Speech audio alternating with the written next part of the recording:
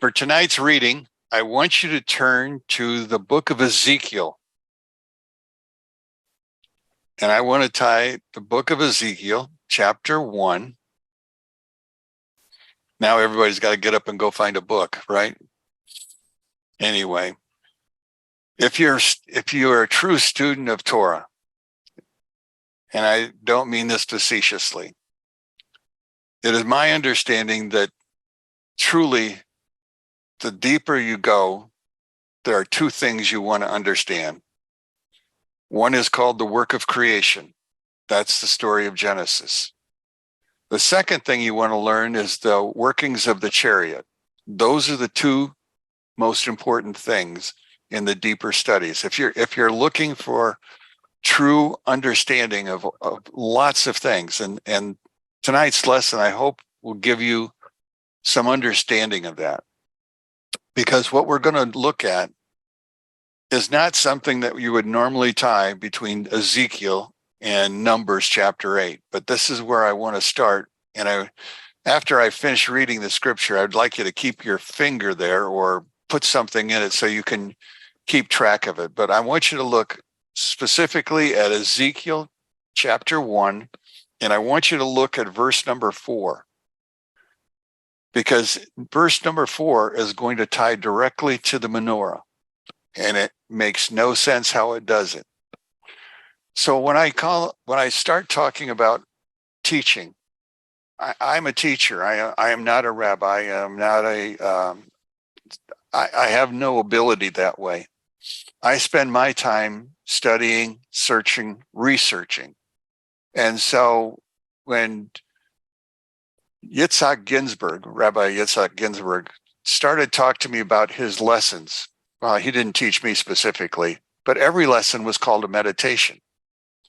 And if we look at a meditation, we're looking at something that is prayerful and deep.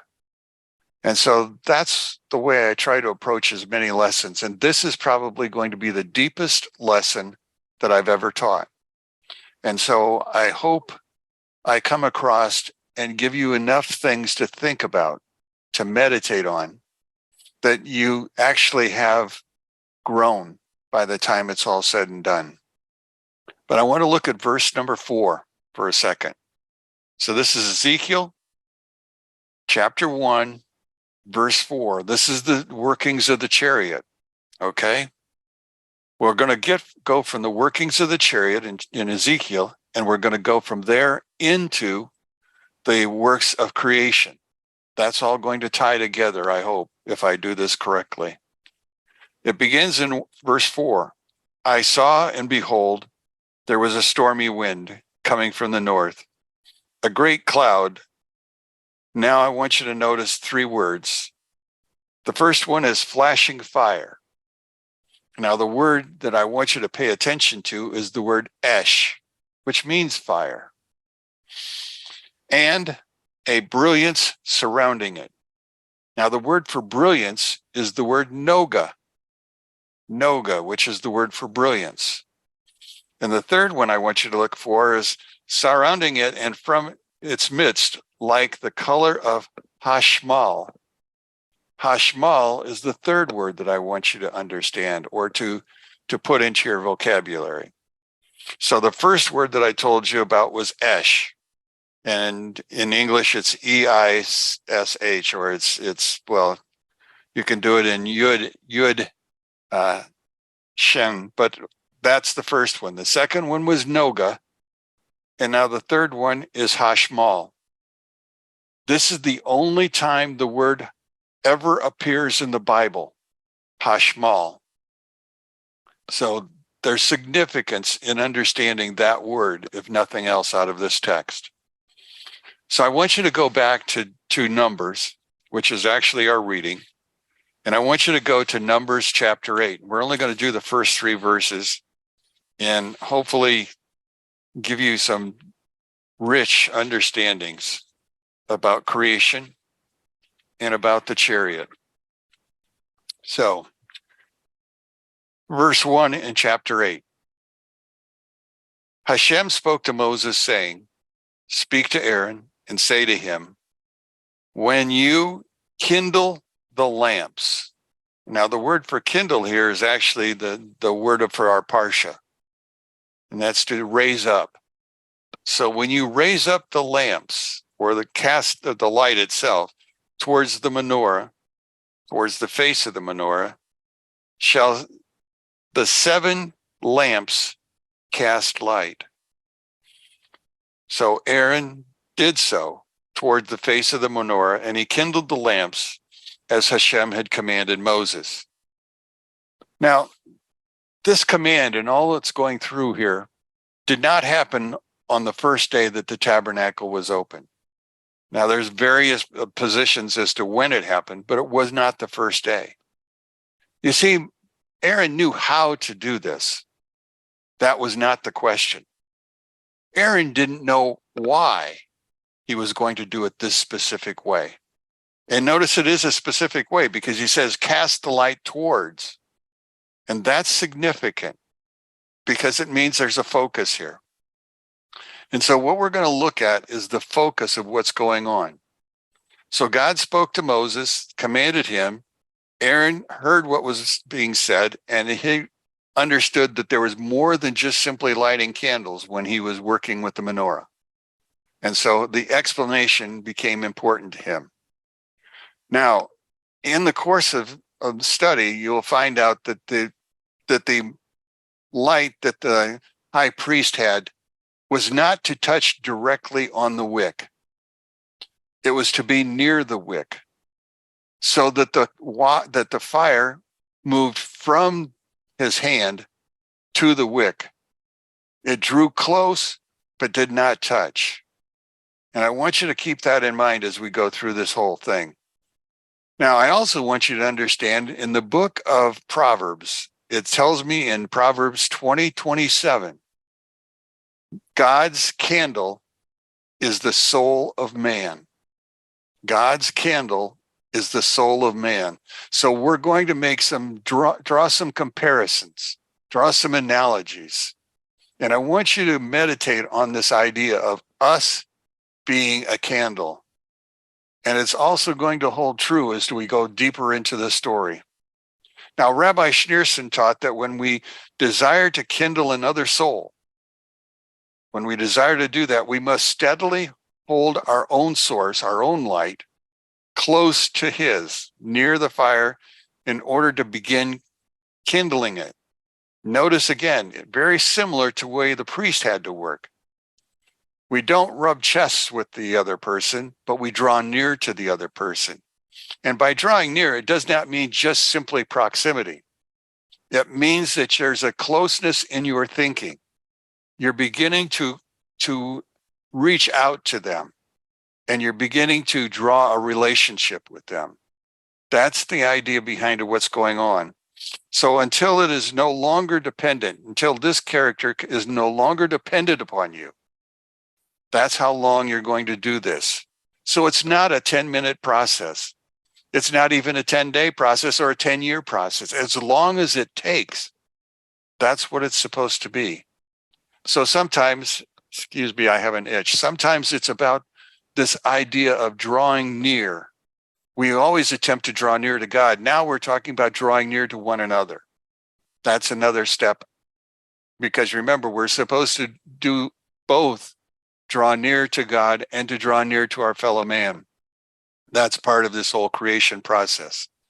Now, the idea is that this character who you've drawn near to needs to be able to find his candle lit. And therefore, with his candle lit, he too can now draw near to another. Not that you desert him as a friend, but that you now reach out further than before. I come to this understanding of, I know in the New Testament, they talk about the fact that you're supposed to go out and tell. I like the Jewish process better. The idea is that it's the idea of drawing near to one another. It's not about beating them over the head. It's about having a common language that you create between the two of you. Now, there was a book that was written a long time ago. It was called the Kuzari. It was written by Rabbi Yehuda Halevi, in which he talks about the fact that when you watch a Jew pray, or when you watch a Jew read the Torah, you find him swaying back and forth. Now, Rabbi Halevi was beginning to talk to another group of people about the Jewish understanding. And he made the point in that same understanding is that this swaying is to be like a candle. It's about the fact that you're drawing near and far. You're going towards, you run towards, and you run away. You run towards and you run away. That's the thing.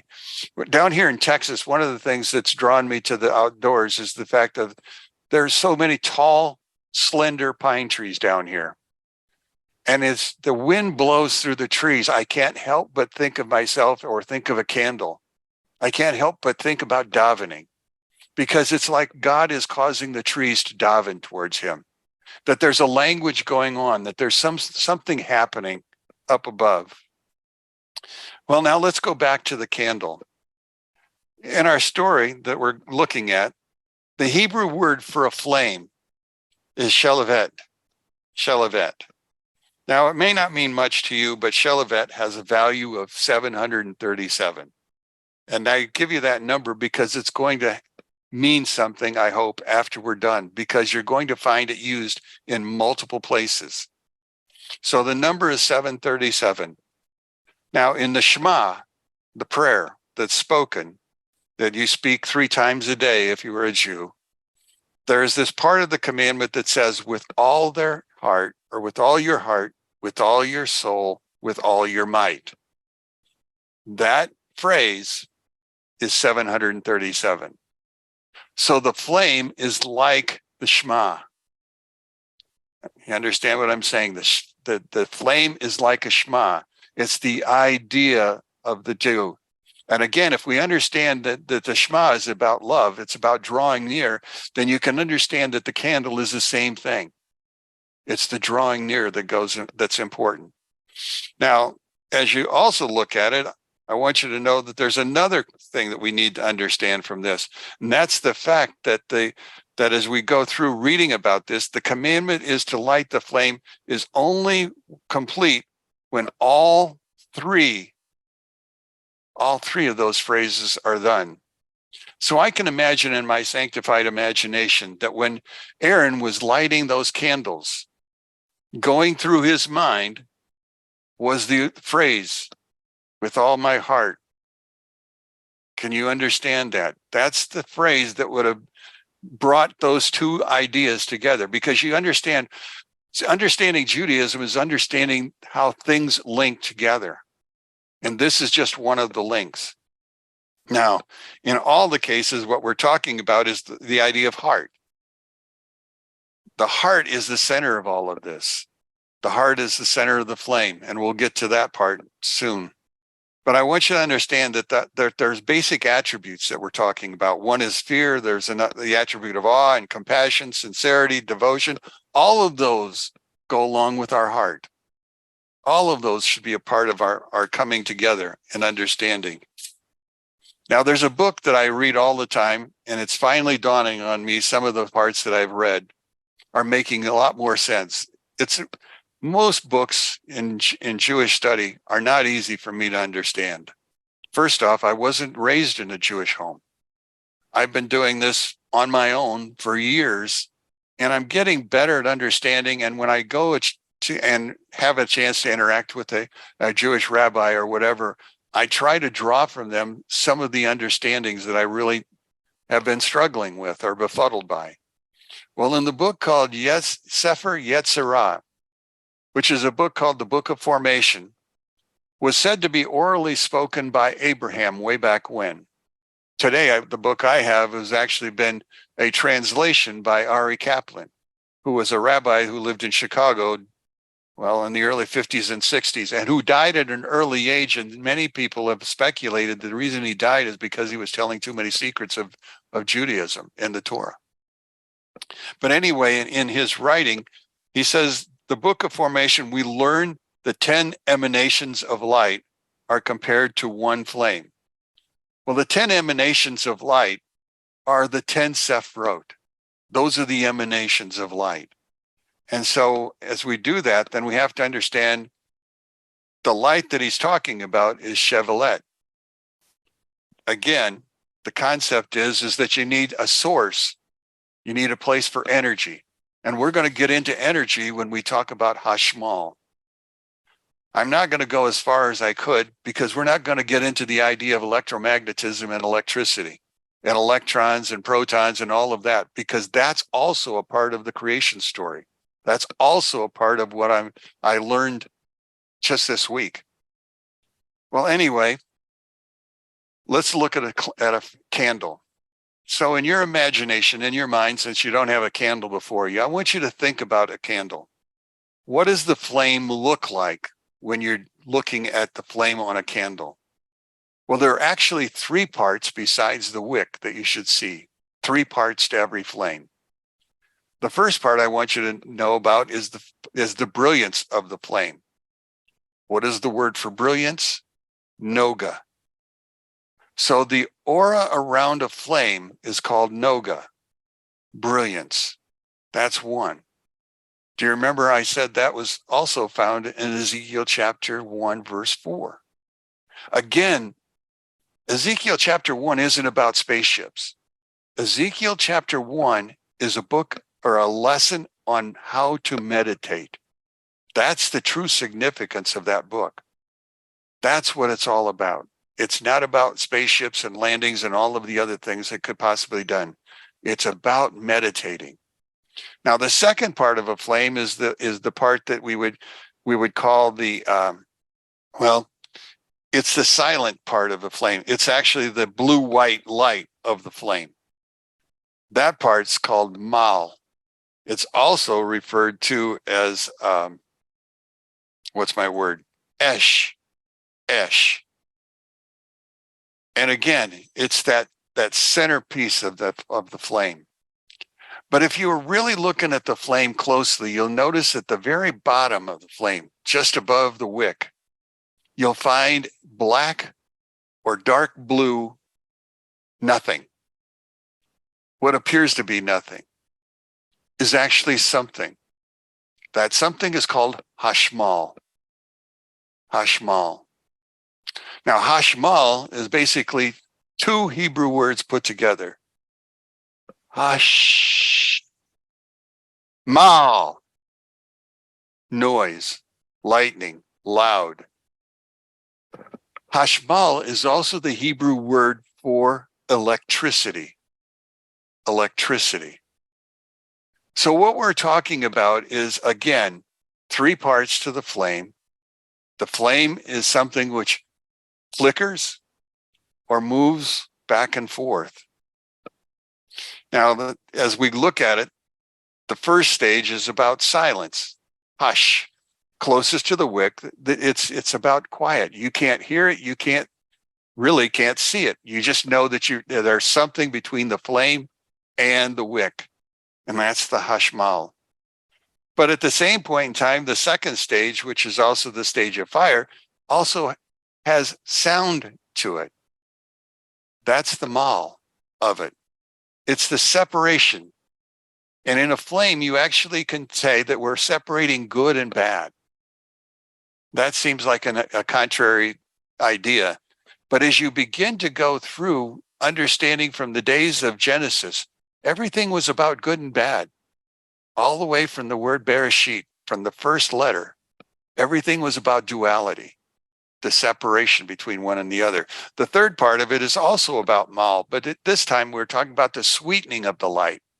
Because you see, in a dark room, light is something that's very important.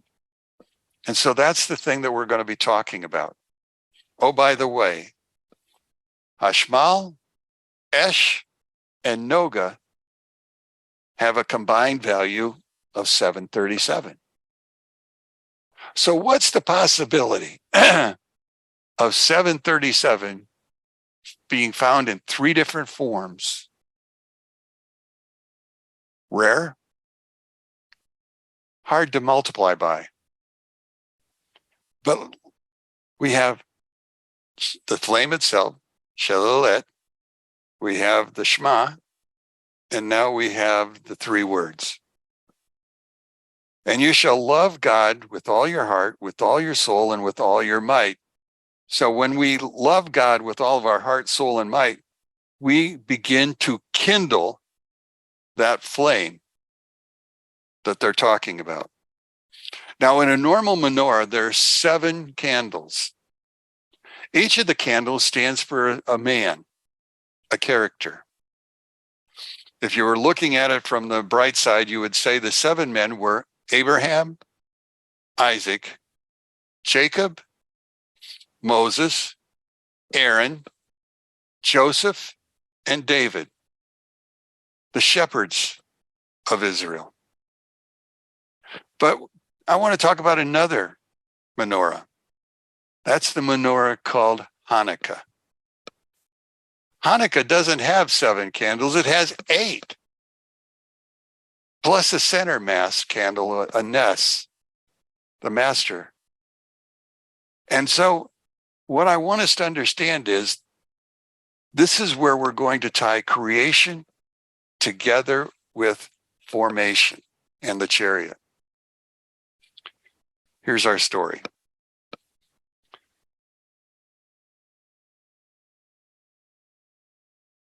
The lighting of the candle is not only let's go this way.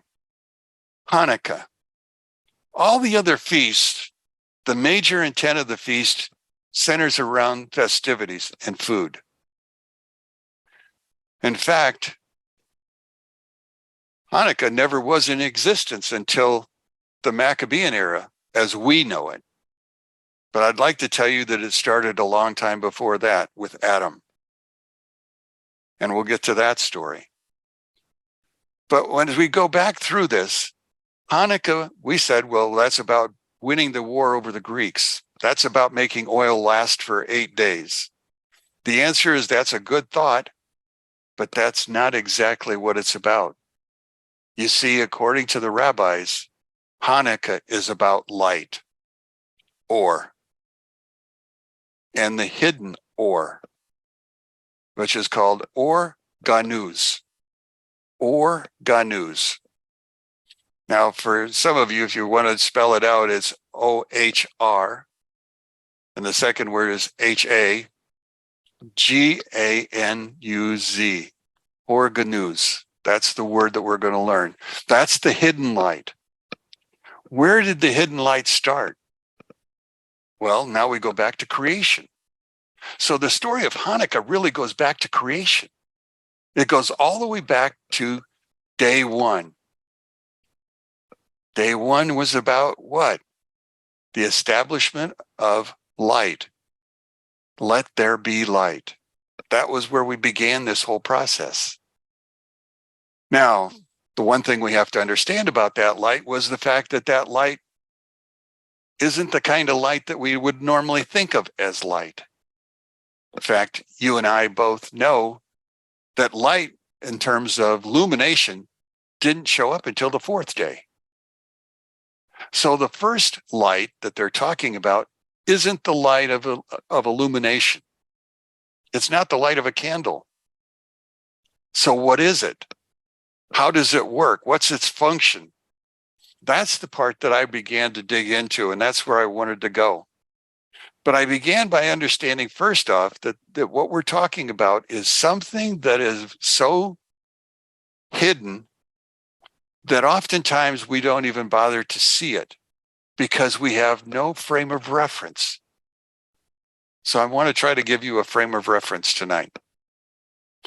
So throughout this meditation, I'm going to move from the light of a candle to the light of a temple menorah to the light of a Hanukkah menorah, because you see, the Hanukkah menorah was never in the temple. The Hanukkah menorah was outside. That's what makes the 2 menorahs different. And they have a different function. That's what's going on.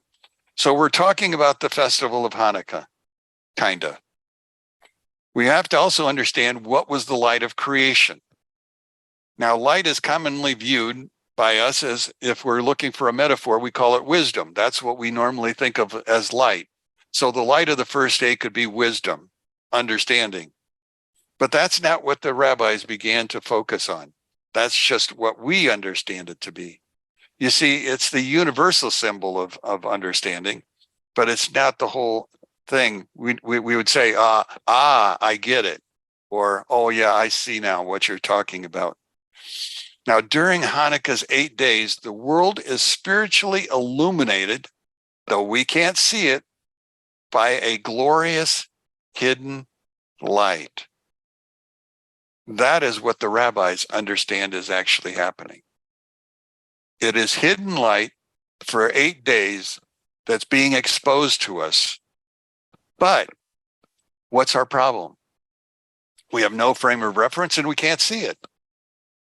So let us get a frame of reference and then see if we can see it when Hanukkah does arrive next time. Now, Hanukkah literature says, these lights are holy. May we only gaze upon them. You see, this light was not intended to create light for the room, nor was it intended to give heat. This light had a special purpose. It was to be gazed upon. But not only was it be gazed upon by you, because normally if you put your Hanukkah menorah out, it's not in your living room. It's not near your television set. It's not anywhere close to that. It sits in the front window on the outside of the house.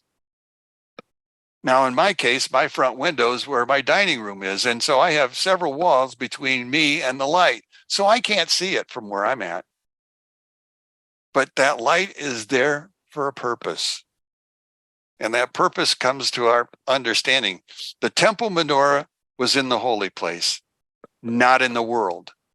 The Hanukkah menorah was not in the temple, it was in the world. So our understanding has to be is that the Hanukkah menorah is set outside.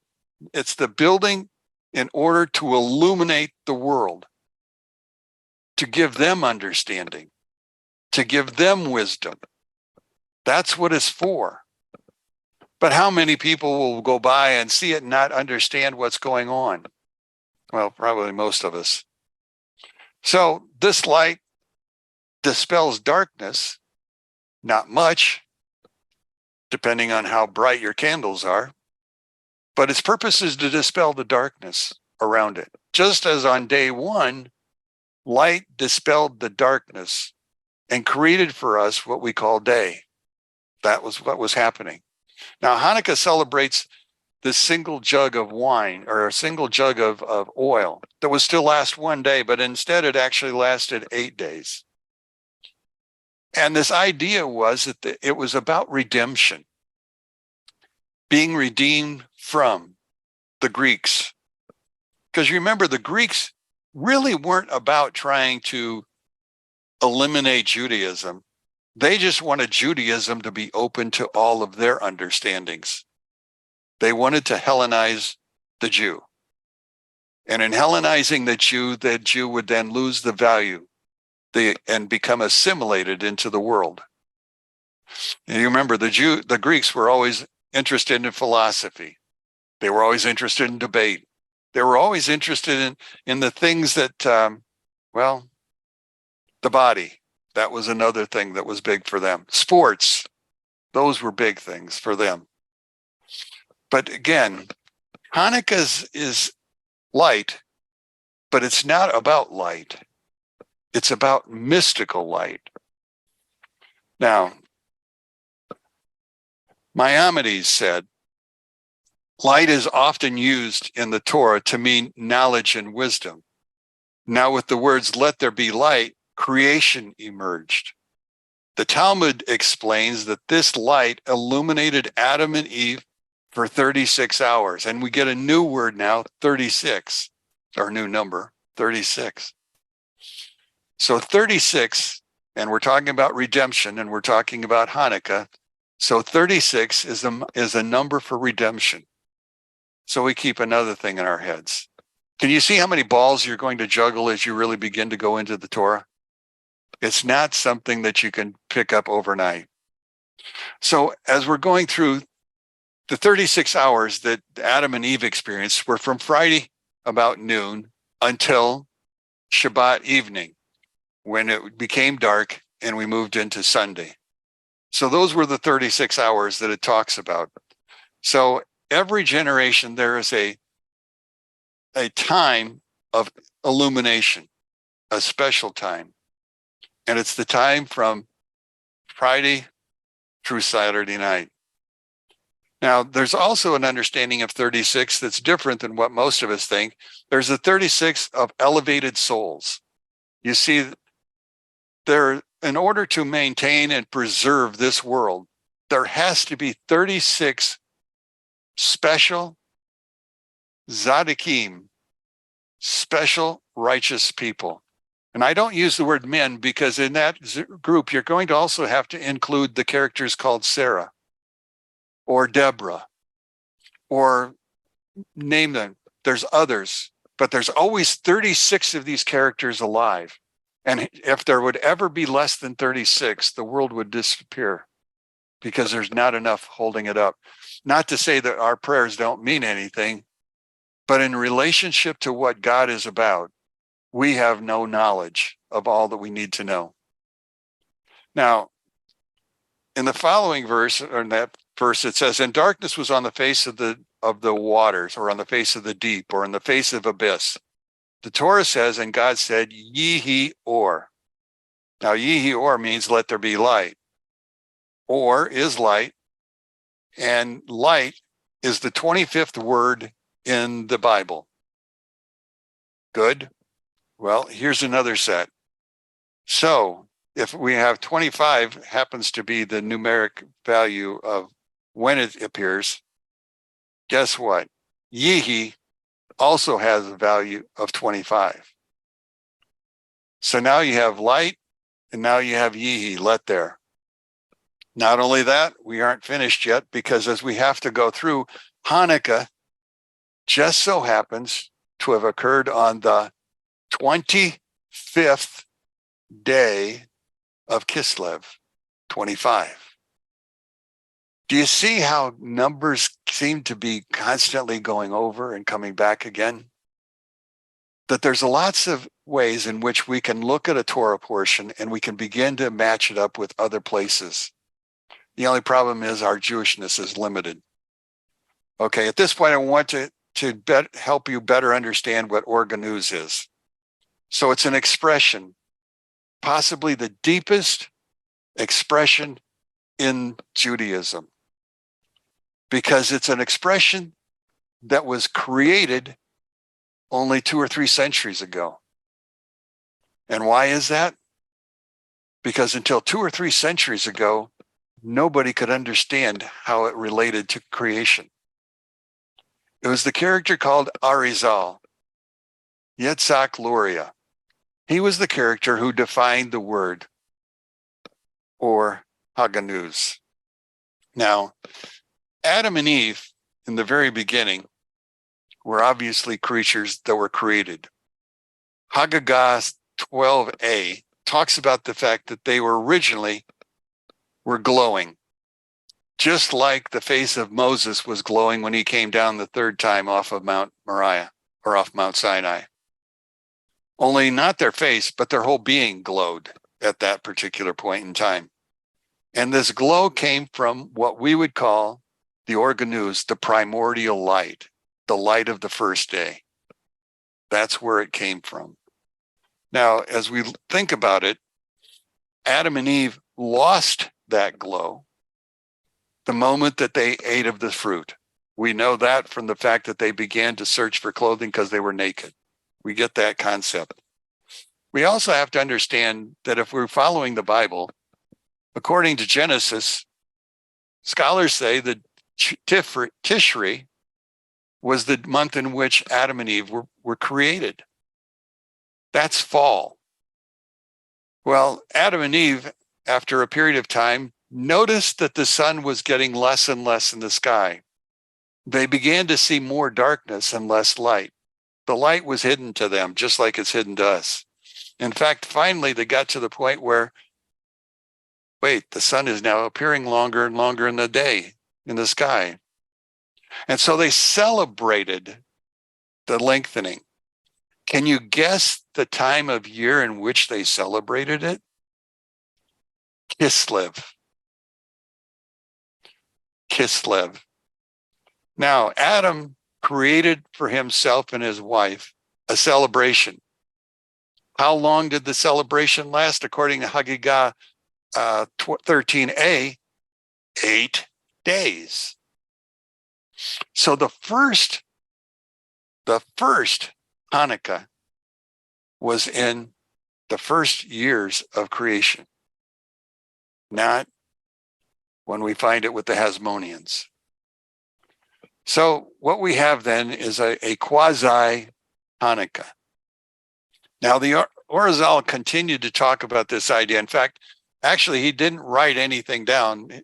All of his writings actually came from his disciple, Haim Vital. That's where his writings actually came from. And so in this whole process, he began to look at the lights themselves. And he said, when they glowed, they literally carrying the 10 Sephiroth. And each of those Sephiroths were surrounded by this hidden light, the organuz. When Adam and Eve fell, those lights on the lower end of the Sephiroth, all the way up to our understanding, shattered. Those barriers were no longer there, and evil was now able to come in and actually feed upon the goodness that God had created in Adam. Because we know after Adam took of the fruit, and the same thing that's happened to us, good and evil now became blurred. It became something else. And so in order to protect Adam, what did God do? He gave him a skin, an ore, if you will. Another example. So the Arizal tried to resolve the perfection and the idea of how evil got involved. We today, oftentimes, I don't know if you do, but as the Kabbalists speak, they talk about the sparks that we are, in our ways, are supposed to be collecting those sparks of the original Adam and Eve, those sparks that covered those original places. Now, how does one do that? First off, you don't know what you're looking at. That's because, again, it's hidden. What God asks of us is to do what? To pray, to give charity, to study. Those things provide us with the opportunities to collect sparks. Now, as we're going through this, these lights that are lost, the total value of each of all of them is 378. Well, again, I got to make a number match that. And so I did. The word is hetzamel. Hetzamel. It's actually 2 words, but it means 8 garments. 8 garments. So originally, God then clothed them with 8 garments. Is there any other Jewish character that has 8 garments? He's called the high priest. God clothed Adam and Eve in priestly garments. Now, that's not all of our story, but that's the beginning. Because you see, that word hetzamel can be, what's the word that I'm looking for? The letters can be rearranged. It can be permutated. And if I permutate the word hetzamel, I get the word hashmal. Hashmal. Back again to where I started from when I read to you the book of Ezekiel. Now the word hashmal, it's the only time that it's going to appear. There we find the story of, well, there's another story that I found in a midrash. It's a story of a boy who was visiting his rabbi. And he sat down in a room while his rabbi was out of the room, and he read the story of Ezekiel chapter 1. When the rabbi came back into the room, the boy was on fire. There was no fire in the fireplace. The fire came from the boy, because you see, the boy understood what the word hashmal meant. And so God brought him home. That's the understanding of the story. Quite different But again, the idea is the fact that Hashmal is very significant. Hashmal in Hebrew also is the word for lightning, or for electricity. Now, that part of the story I'm going to leave out, but I just wanted you to understand Hashmal has a place. Hashmal is also considered the color, excuse me, the color of amber. The Baal HaTurim, Rabbi Yaakov ben Asher, who lived in the 13th century, said that Hashmal is some kind of concrete force. And the idea is force. Incredibly, he would go on to say the Ark of the Covenant, that box, was powered by Hashmal. He came to that conclusion by the fact that, well, first off, if you took that box, which is not only wood, but gold on the inside and gold on the outside, and you put those two holes through it, made from gold, that the box itself would be so heavy that literally the poles would break. And imagine if you put priests on those poles. Could they carry it? Well, the understanding was they didn't carry it, it carried them. So Hashmal is a force. It's a kind of an energy. And so as we look through this Hashmal, according to another rabbi, Moshe Cordero, he was Rabbi Ari's teacher or mentor at one point in time, said that this vessel is a physical substance that not only powers the Ark of the Covenant, it also is the power of the angels. May God forgive me, because this is what the rabbi said, may God forgive me for revealing this most sublime secret. So we're looking at things that at that point in time were never meant to be discussed. It's only in the last years that the rabbis, speaking with Rabbi Schneerson first, said that the Kabbalah is now open to all. It is upon us to be able to begin to look at it and study it. There was another rabbi called Rabbi Vital who could speak no more of this than only to say that Hashmal is a very important substance that gives the angels their power. Before him, the Ramak would have said that Hashmal is the physical force that carries and gives life to the mystical chariot. Okay, wrapping up. I've gone 45 minutes. Let me say this. Putting it all together, the word first used, Hashmal, and only used, describes the vision that Ezekiel had. It plays a role in the early days of creation, Hashmal. Adam used it to see all the way across the universe when he was glowing. The force field that guards this, well, it's still there for the top Sephiroth, but it is us that have to regather those sparks for the rest. The ark was powered by the Ark of the Covenant was powered by Hashmal. It can be used to generate visions. Prophets used Hashmal. This is why Ezekiel, most prophets prophesied from Israel, and almost all of them prophesied from the Temple Mount. That's where they received their impressions. Ezekiel was never, ever in the city of Jerusalem when his visions came to him. He was already in captivity. That's why it says that he was by the river Kavar. Kavar is the river called already. Well, already what? Well, we would say it's already the Euphrates. If you do that, then you've got to go back to Genesis also and find the 4 rivers that flow from Eden. So these waters were special waters. And finally, it isn't entirely, it isn't entirely spiritual, but it is a clear aspect of what's going on today, Hashmal. I guess I'm at this point through. Hopefully, there's plenty more I can teach. In fact, when we come back to Hanukkah, I think I'll probably go back to this subject and try to do more justice to it. But I give it to you now, hoping that you'll meditate on some of this, hoping that you will spend some time on your own. Maybe spend some time reading Ezekiel to understand what the meditation was about. How did it make Ezekiel into a prophet?